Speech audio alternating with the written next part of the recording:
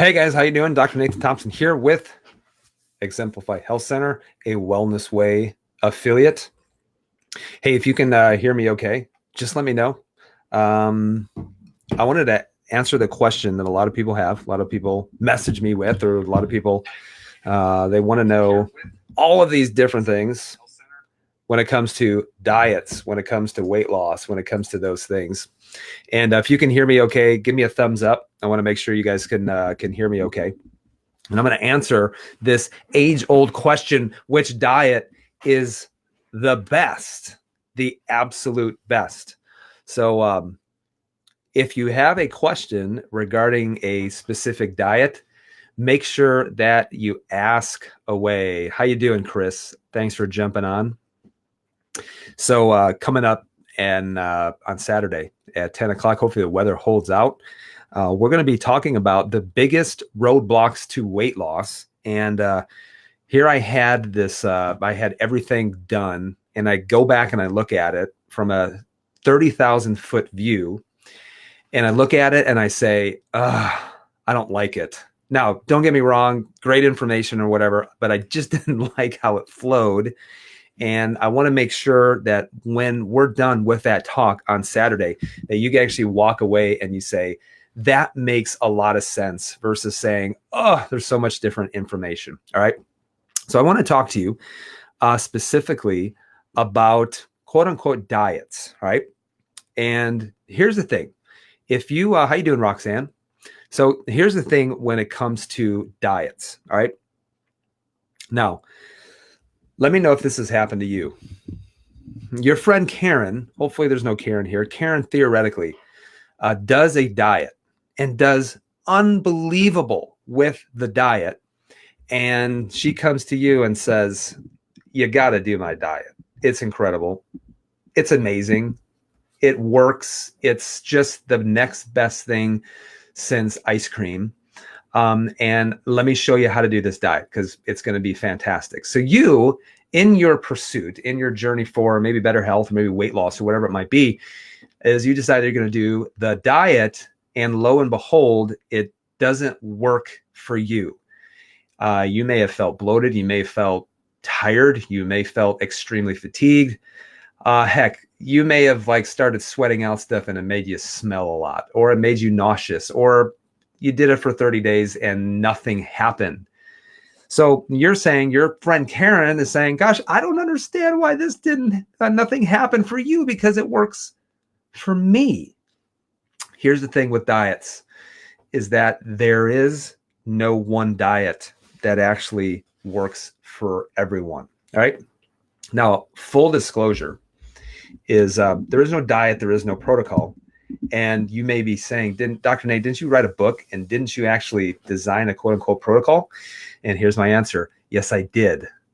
However, the whole idea of the quote unquote protocol was to help people start somewhere that is going to benefit as much people as possible without getting testing.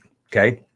Because it's one thing that's going to benefit everyone clear across the board.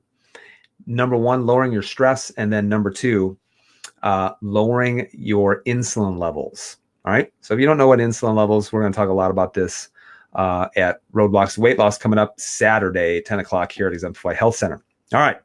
So let me give you my opinion when it comes to specific diets. All right. Because these are the ones that I've been asked about, I don't know, in the last 6 months or so. All right. So here's the first thing. Let's answer the question regarding keto, ketogenic diet. Dr. Nate, what do you think about the ketogenic diet? All right. And here's my opinion on the ketogenic diet. So I think that the ketogenic diet can benefit a lot of people. Now, who can it benefit? The reason why I say this is because when you look at the ketogenic diet,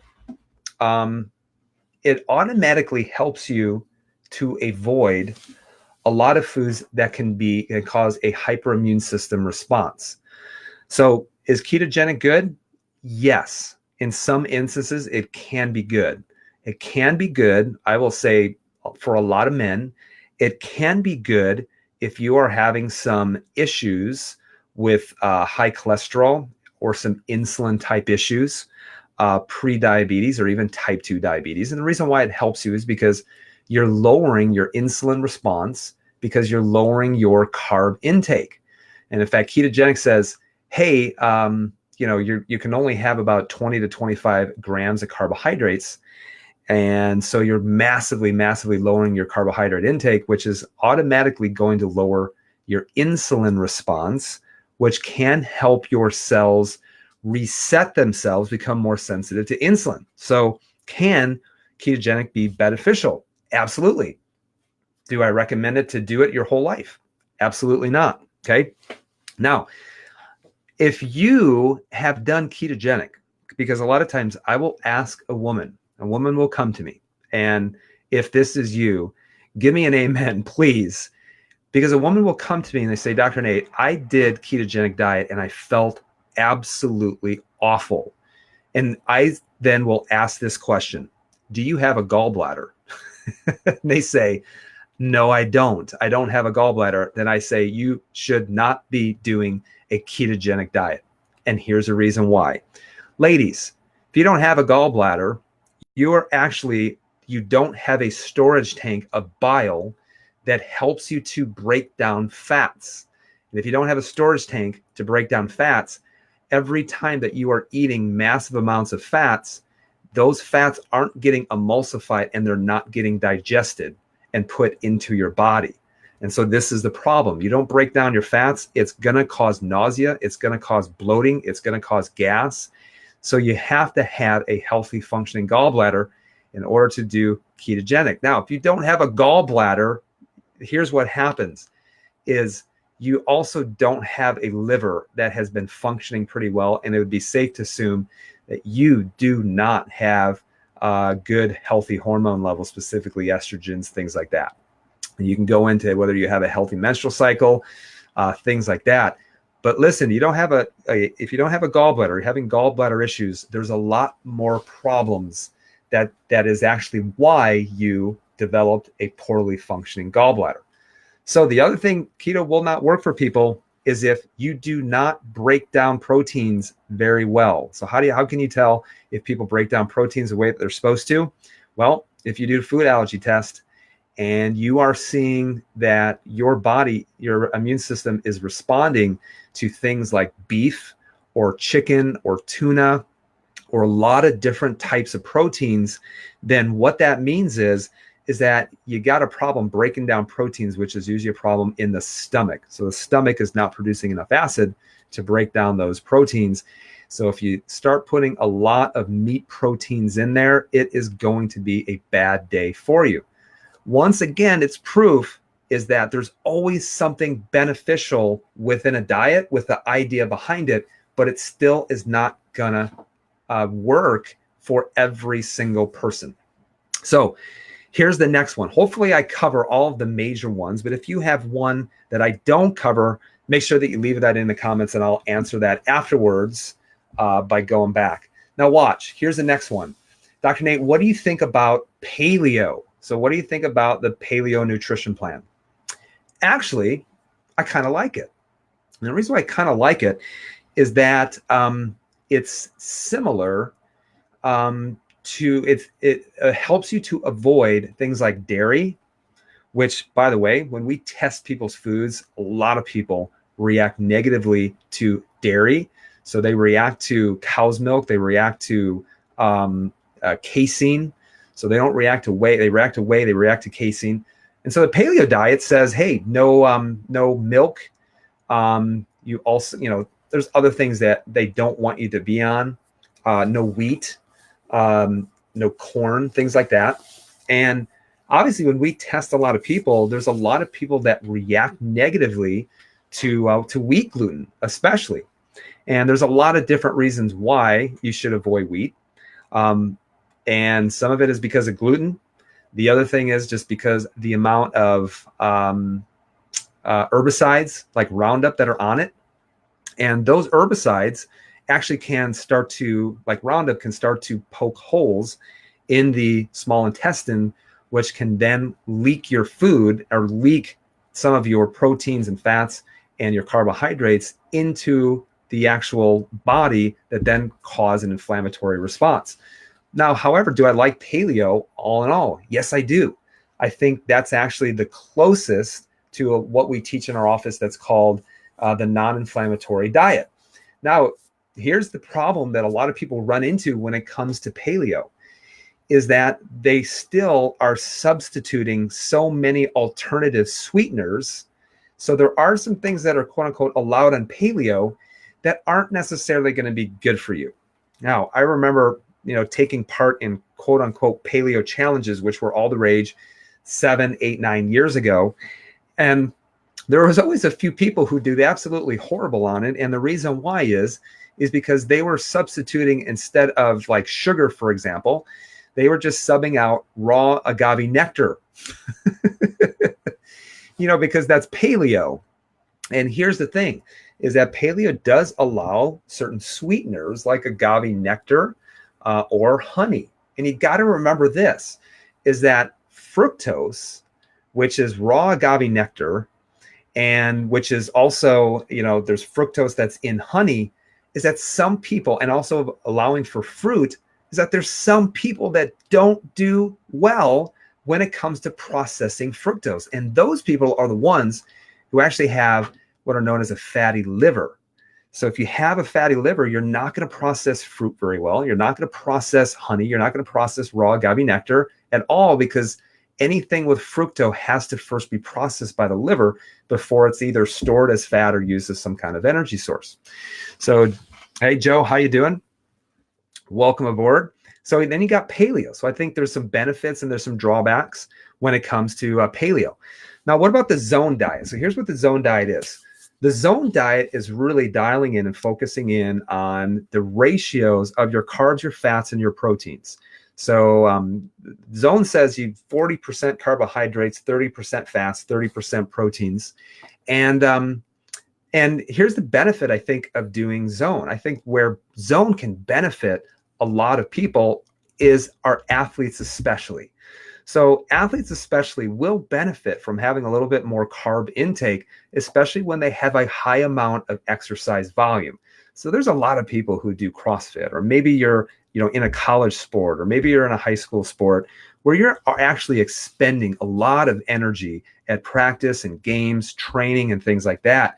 Where actually having a higher carbohydrate load can actually benefit you quite a bit. So I think that's a great benefit of actually being on zone. But here's where it can go terribly, terribly wrong, is that I see a lot of people that are doing zone and they say this: as long as it fits within my macros, I can eat whatever I want. And this is where you can go drastically wrong. So as long as I stay within this 40, 30, 30, then it actually doesn't matter what I eat whatsoever.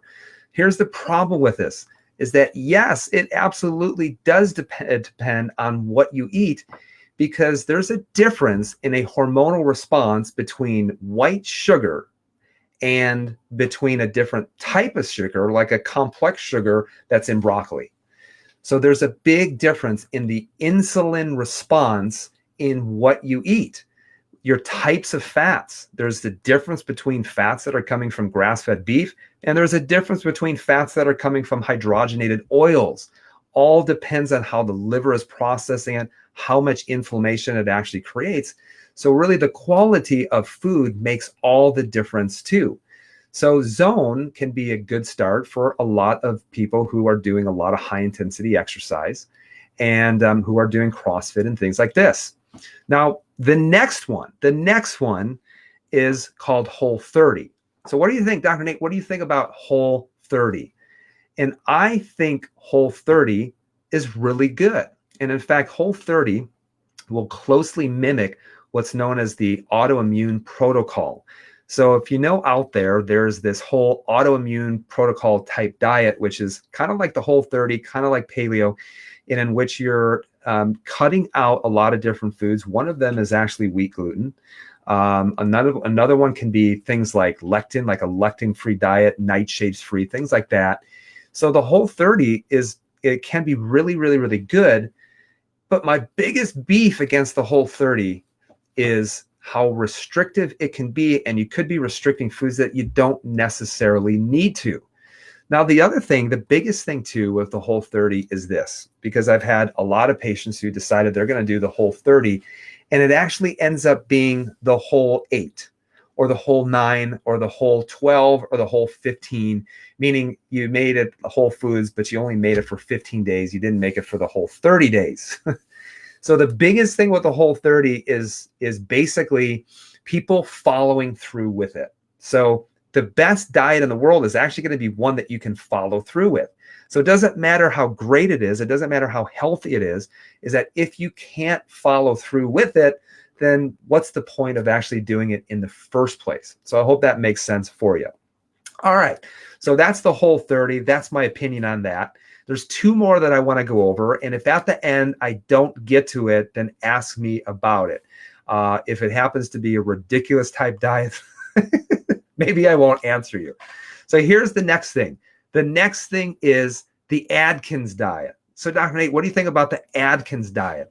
Well, a lot of ways, the Atkins diet and keto is actually the same. And Dr. Atkins was actually, he was actually on a right type of thinking when it came to lowering your carbohydrate intake and increasing fat a little bit more. So the thing with Atkins, though, is that originally it really didn't differentiate between healthy proteins and more inflammatory type proteins as well. So, you know, it's basically like, hey, eat like as many hamburgers without the bun as you want.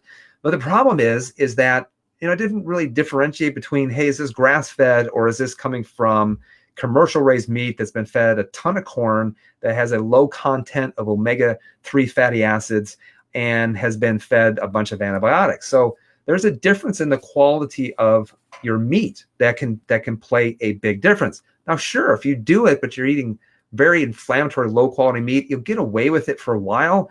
But in the end, it's not just about weight loss. Like if you're doing it and you lose some weight, but you're not healthier from it, the only favor you're doing is that you're still dying earlier and you're just doing your pallbearers a favor because they don't have to work as hard. Make sense? So there's a big difference in the quality of your meat. All right. And then here's the last thing. Last one, the Mediterranean diet, which is a favorite among women because you get to have as much wine as you want. So what do you think about the Mediterranean diet? Because people ask me this question. They say, well, Dr. Nate, you know, people from, you know, Italy or people from France, you know, they tend to drink a lot of wine. They tend to eat bread, you know, and they actually live a very long time. Maybe it's the wine that's making them live so long.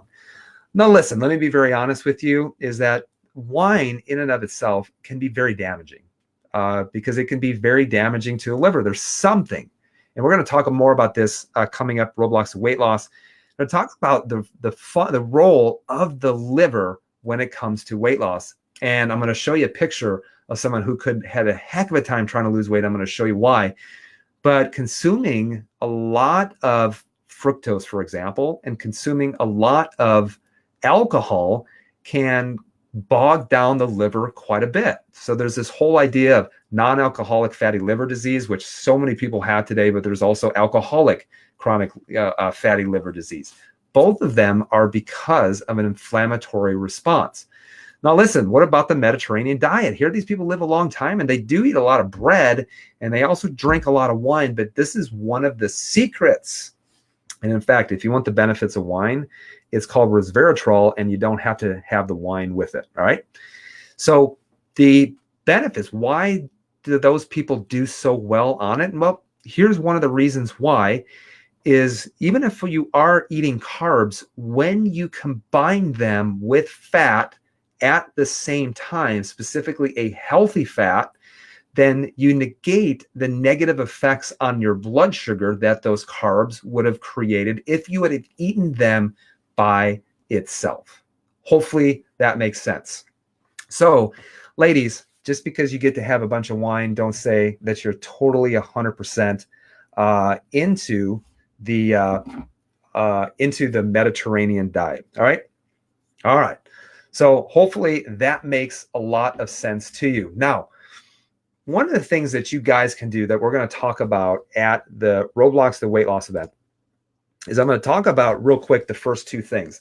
The first two things that you can do that 100% in your power when it comes to weight loss is number one, is that you lower your insulin response. So 99 out of 100 people are eating too many total carbohydrates, number one. And number two, they're eating too many readily, quickly available carbohydrates like processed grains, processed sugars, things like that. So number one is you got to lower your insulin response. That is so important. Number two, the other thing too is you're probably exercising wrong. And what I mean by that is that most people think that they need to go out and do long, drawn out, steady state type exercise. And that can actually be a detriment if you have had a lot of chronic mental stress, especially. And the reason why is that it raises a hormone called cortisol that will then cause another insulin response inside of your body. So insulin, and then you're also exercising wrong.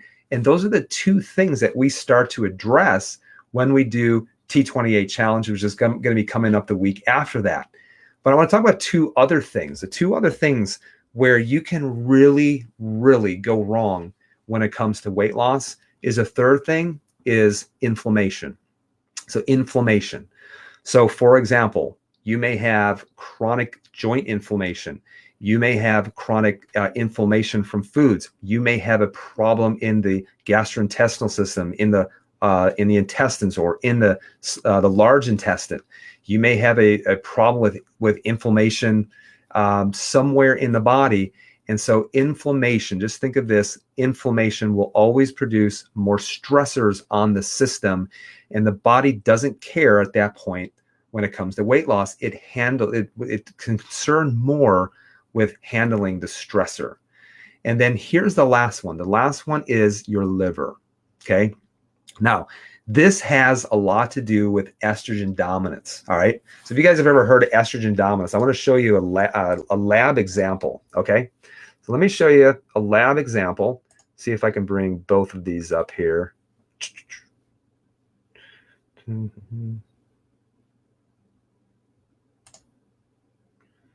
Got it. Okay.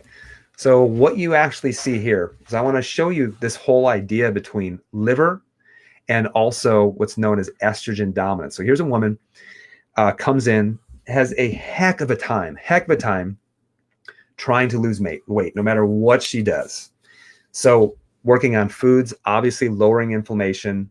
So there are some thyroid issues that were going on, a lot of stress issues that were going on as well. But we did a special test. It was called the Dutch test. And when you look at her Dutch test and you look at this main estrogen, this is called estradiol. So notice how many estrogens you actually have, but this one is primarily made, and this is made, number one in your the ovaries from the egg, and it's also made from the adrenal glands. So you can see she had an unbelievable amount of estrogen, and that the number one thing that will convert your testosterone into estrogen, men and ladies, is actually going to be insulin. So eating foods that's causing an insulin type response. But here's what's interesting, because if you look at estrogen dominance and how it causes more and more weight gain, how it causes more fat deposition and things like that, all of your hormones need to be metabolized. Once they have served their function, they need to be metabolized through the liver. So you can see these pathways of where they need to be metabolized through the liver. So here they actually go down to be metabolized. And this is actually the first phase of detoxification. And this is the second one. And the second one is attaching a methyl group so that it can be excreted through your gastrointestinal system. So that way it doesn't cause any kind of damage to the gastrointestinal system. But you can see in this woman that her liver can't get rid of. Let me say that again. So her liver can't get rid of those estrogens, and they keep building up. So when you look at this is a problem with the liver. This is why so many women have a problem. They have a problem losing weight, It's a problem with the liver. This is why so many women have a problem with estrogen metabolism. This is why so many women have a problem with the gallbladder. This is a reason why so many women are having so many hormone issues, because if you're having hormone issues, you're also going to have weight loss issues. And the first place that you have to look is you have to look in the liver. So we're going to talk about why weight loss has everything to do with a liver issue. Because if you have a liver issue, you can't detox from estrogens.